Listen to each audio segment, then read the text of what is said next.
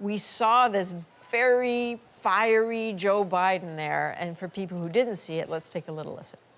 I stand before you now on this August night to report that democracy has prevailed.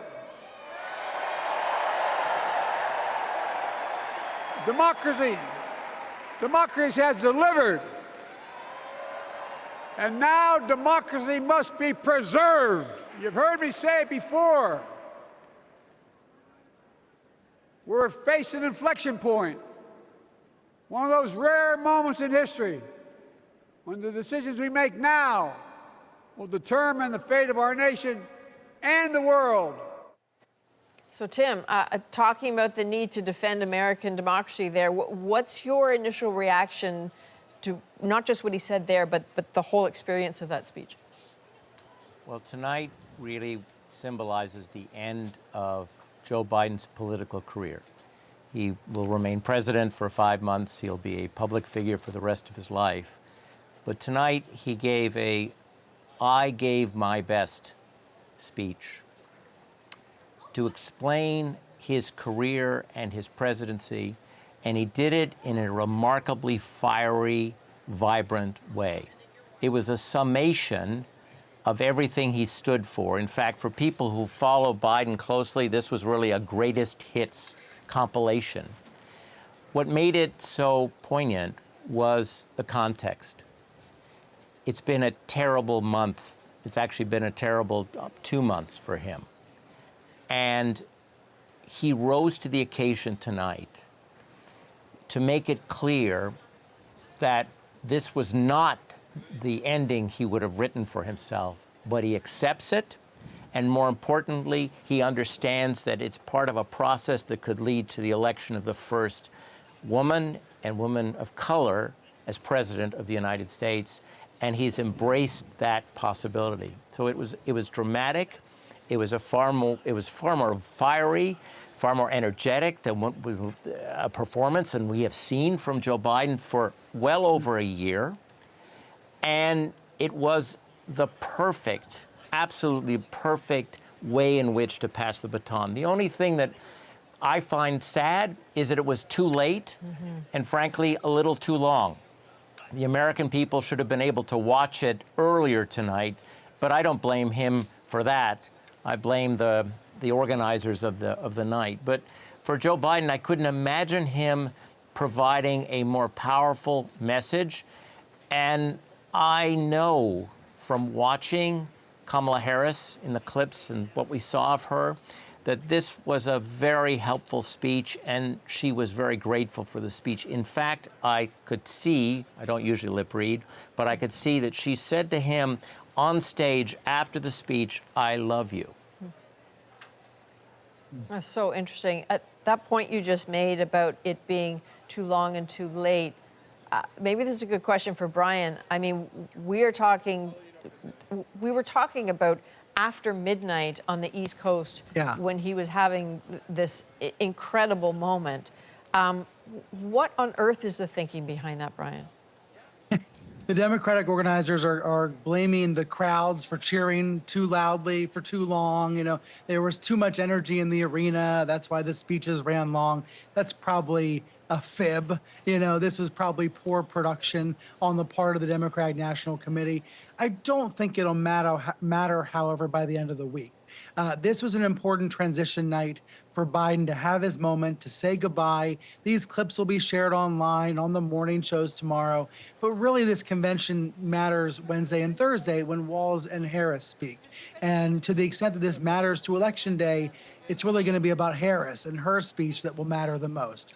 Was this a snub of Biden? Was this an attempt to shove him into the corner? I don't think so. I think the reality is the Democrats have a lot of up-and-coming politicians that they want to show off on stage. And many of them were on stage earlier in the evening. So Biden ended up going later than expected. A little bit of an embarrassment for the Democratic Party. It's embarrassing tonight, but again, I don't think it'll matter a few days from now because the real important moment will actually be when Harris steps on stage. So it's true. Tia, this day, though, as we've been talking about, was really leading up to Joe Biden. It's like the opening act, and then you get, the main event on stage. I think it might be a good idea to listen to how he talked about Donald Trump in particular. Donald Trump calls America a failing nation. Think of the message he sends around the world when he talks about America being a failing nation. He says we're losing. He's the loser. He's dead wrong. You know, as a reporter, there's nothing somebody like me likes more than being there on the ground. And so I need you to be my interpreter for me here. Like, how did the crowd respond? What did that feel like? Like in a tactile sense, what was happening on the convention floor? So I think there were kind of different phases of the speech. So as Brian said, at the beginning of the speech, the crowd was very exuberant. They got these long signs that said, "We love Joe." They wouldn't let him start his speech for several minutes, and then they interrupted his speech with chants and things like that. But then there was a sentimental period where, people, as President Biden talked about his family and kind of made the case about what he had accomplished and how he was passing the torch, where you could feel the crowd kind of reflecting on his presidency. And so the sentimental phase, I guess, was phase 2. And then as he got more fiery, the crowd was definitely with him. They booed mentions of Donald Trump.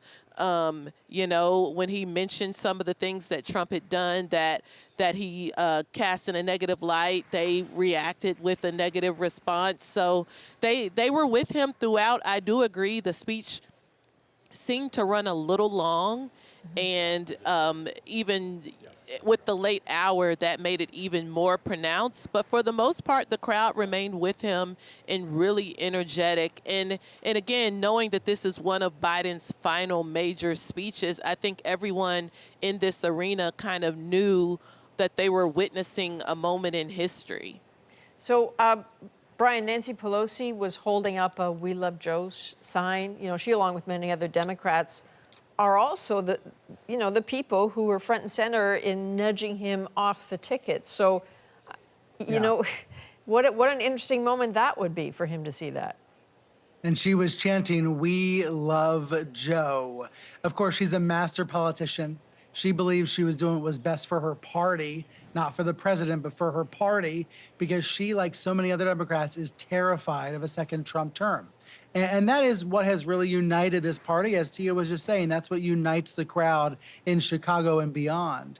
It was notable that Biden on stage said, "I'm not angry. I'm not angry." I don't think people necessarily believe that, but he did go out of his way to say that.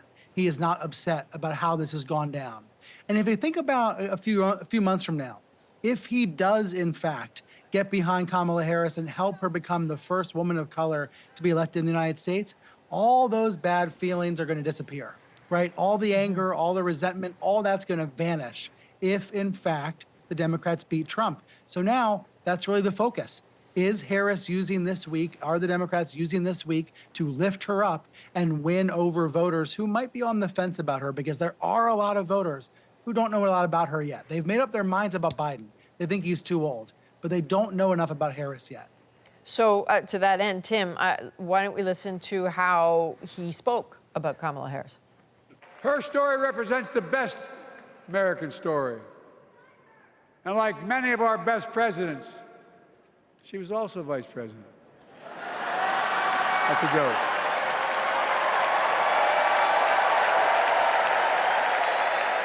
But she'll be a president our children can look up to. She'll be a president respected by world leaders because she already is. She'll be a president we can all be proud of. And she will be a historic president who puts her stamp on America's future. Tim, as a historian, how do you think, I know it's early for historians, but how do you think the significance of this moment will be marked?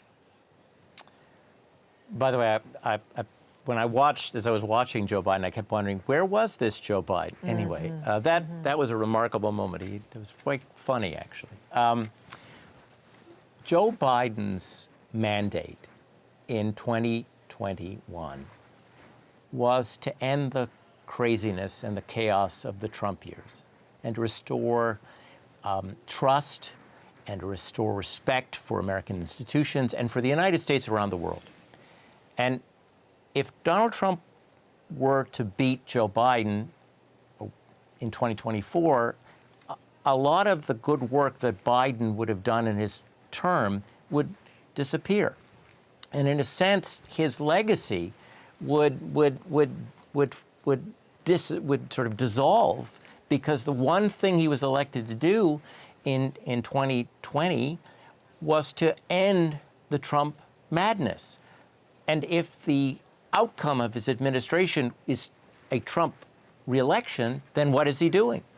So the fact that now there is a new candidate who has a real chance of beating Trump, that victory will not only secure Biden's legacy for ending the Trump madness, but will also give him a new achievement, which is that he helped the first woman of color become the president of the United States. Okay. All right, Tim, thank you. Stay right there, all of you. When we come back, we'll look ahead to what's to come in Chicago in the coming days. Okay, day one of the Democratic National Convention wrapped up. Now Democrats will be looking ahead as they continue to rally around Kamala Harris. What can we expect the rest of the week? All right, let's get to some closing thoughts from our panelists. So we don't have a lot of time. I will not rag the puck so that we can hear from all of you here. Tia, can we get ahead to Thursday and to Kamala Harris's big speech? What's your sense of what she needs to do to chart her own path out of Biden's shadow? So I think, number one, she just has to introduce herself to all these voters who are still learning about her, create her own narrative, because we know that Donald Trump is spending a lot of money on ads painting Kamala Harris in a very negative light. But I also think she's going to try to lay out a policy agenda that's hopeful, that's about freedom, that says, you know, Democrats are about fun and inclusiveness and positivity, whereas Republicans are painting this dystopian view of America that's very dark and negative. And Brian, you know, the hard work after the convention, in addition to what she has to do, who does she have to talk to the most? I mean, who are because I feel like we have to throw out what we knew about the election beforehand, the whole notion of double haters and whatnot. It's different, right? So Right. who are the people she needs to focus on? That's true. The double hater phenomenon is fading. There are fewer of those voters. There's a resurgence of energy on the Democratic side. But as we watch the convention this week, keep in mind only 20, 30, 40 million Americans are going to watch these speeches live. The vast majority of voters are only going to see little clips later, if at all. So the average voter is not going to be moved by a speech in prime time. What they might be moved by are political ads, by Harris visiting their hometown, by surrogates coming out, by Beyonce endorsing her. Those sorts of touch points are going to matter more in the coming weeks among more casual voters who don't really care that much about politics or might not be that excited so far. This convention, as we watch over the next few days, it's for junkies, and there are lots of junkies, myself included, but let's think more broadly about that American electorate that's just now tuning in for the first time. Well, you've got 4 politically addicted people right here. Tim, you know, with Kamala Harris being the first woman of color to win a major party's nomination, you know, it's interesting about how she doesn't talk about this, right? Other people talk about this for her, in a way. Is this how she meets the moment, by just saying, I'm just doing the job? I am the best person. I'm just doing the job. Doesn't talk about the identity that Hillary Clinton did, for example. Well, there are some independent voters who might be put off by a campaign that simply focused on identity politics. One of the things that we ought to keep in mind is that this has been a vibe campaign by her, and it's been successful. It doesn't necessarily have to be weighed down by a lot of policy programs. She needs to keep up the vibe. It's very positive, it's very hopeful, and it's completely different from Trump. You don't even have to mention Trump's name, and you know that this is a different kind of America. So I think I foresee a lot more of that. And let's not forget, this election will be decided by 7 states. So as Brian mentioned, this campaign will be trying to find different slices of what it wants to say that will really resonate in those 7 states. And I wonder if the Democrats are counting on the novelty of this moment not wearing off. There's no doubt about it. Remember, the country was tired of those 2 men. That was part of the issue for both of them. The country isn't tired of Kamala Harris. That's a real advantage for her, and she's been using it very effectively thus far.